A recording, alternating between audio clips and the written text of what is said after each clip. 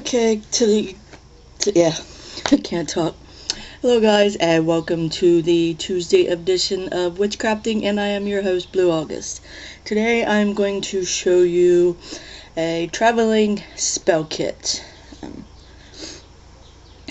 I have a box here that I made for my kit.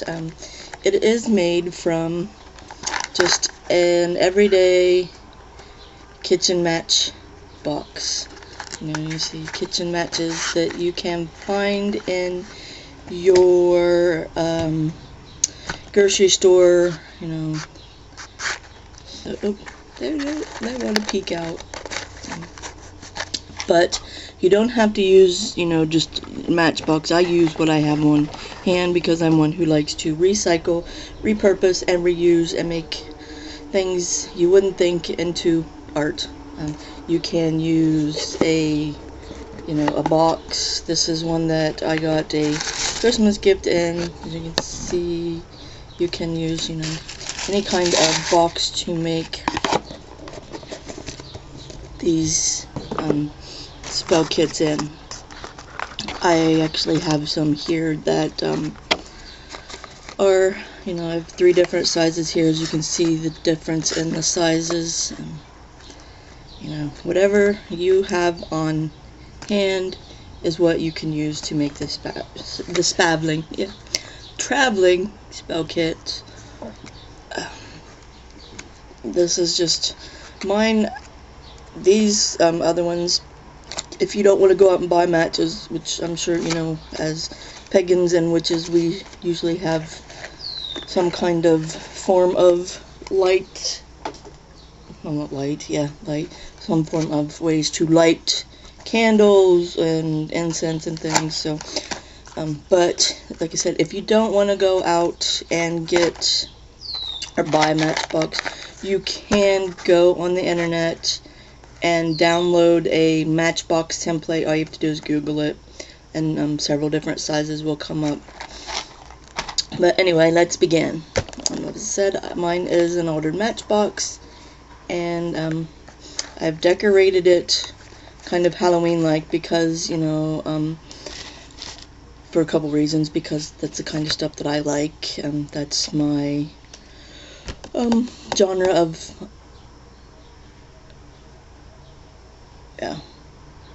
whatever. I lost my train of thought.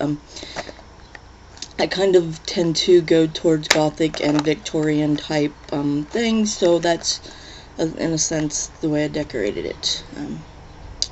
So see, I decorated the sides here, and that side too, and then I even did the bottom. And on the top, I just sewed a bead on to use as a drawer pull.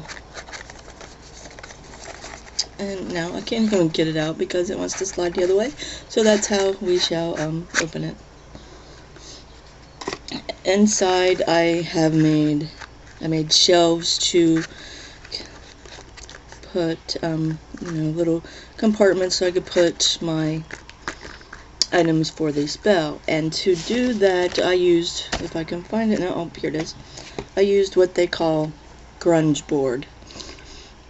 Because I am a mixed media artist, I have different things. It is, I can't even tell you what it's made out of, but you don't, you can Google this too. But if you don't have this kind of stuff on hand, you can use chipboard. You can use the mat board like they have. That you put around picture frames.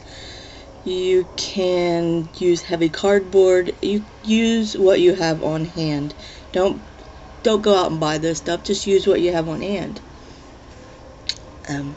And to cover my little containers, my compartment, my shelvings here, I just covered them with some scrapbooking paper.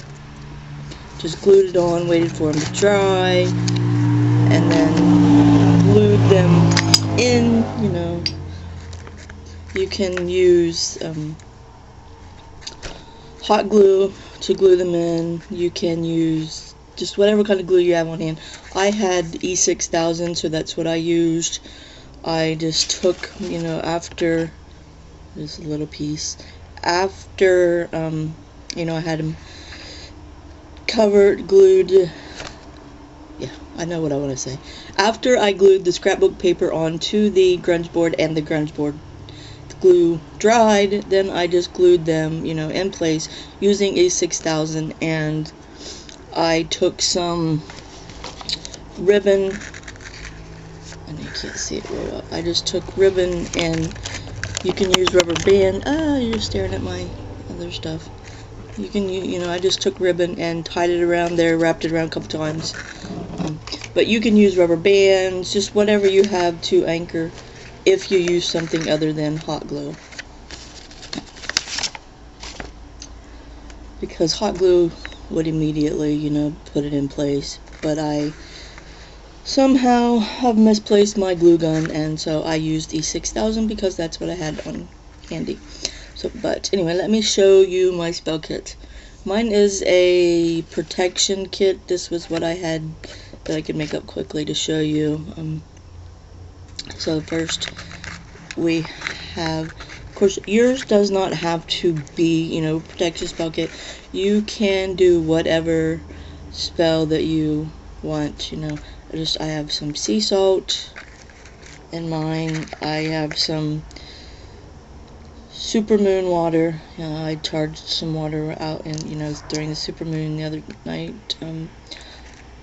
I have a bottle of herbs that are used for protection.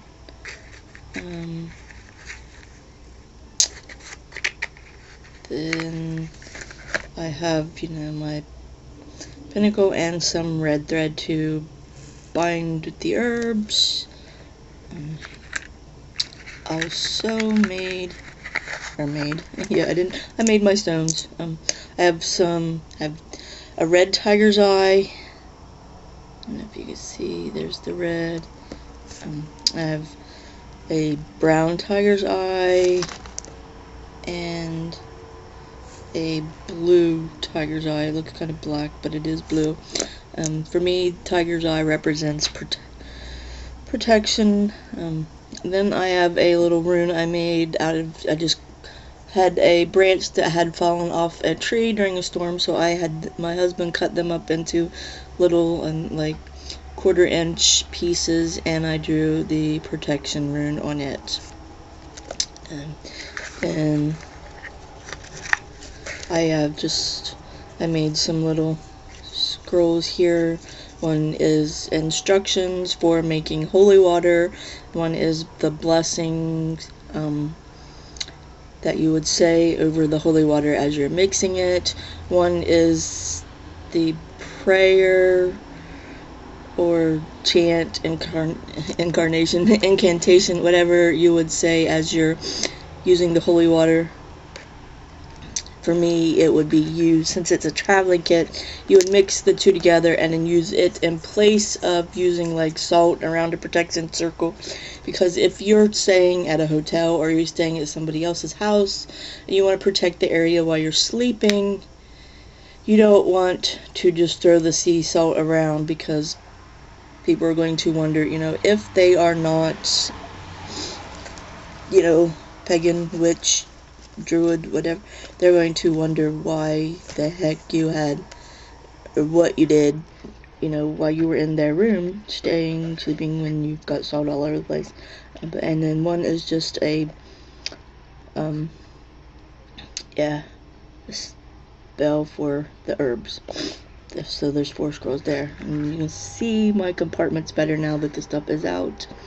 And as you can see, I did, you know, I showed you where I decorated it with the scrapbooking paper. I decorated the insides of it also, more of the grunge board that I painted before. You know, I put it down, painted it, let it dry, did my shelf thing, compartments, and then, you know, glued it all together. I also decorated the sides of the box there and the back of the box. And then to go with, you know, my little traveling altar, I did just a traveling, you know, not because I'd be traveling, but you could take this with you to hang above your bed as you sleep. Also, it is a pentacle dream catcher, and you know, for me, I put spider on it because to represent like the, you know, the spider weaves its webs and webs. Yeah, I can't speak today. The spider weaves its web and traps in, you know, the bad and the good filters through. It's basically, you know, the same concept as a normal dream catcher. But anyway, you know, there you have a traveling spell kit. Like I said, you can make it out of any kind of box. You can use any kind of spell. I have one here that was made for me. And like I said, not really my taste, but you know, that's alright. It does not have the compartments in it, but you could still do the same thing. You have a little spell bag and, you know, bits and baubles of pieces that would be for your spell. You can, you know, write out your little ritual and anything like that laid in there. Just whatever works for you, you know. Like I said, this one again is the same size. Everything has to fall out as the one I made. Like I said, this one is a smaller version. I didn't put shelves in it. I just decorated it. You know, the inside of the box.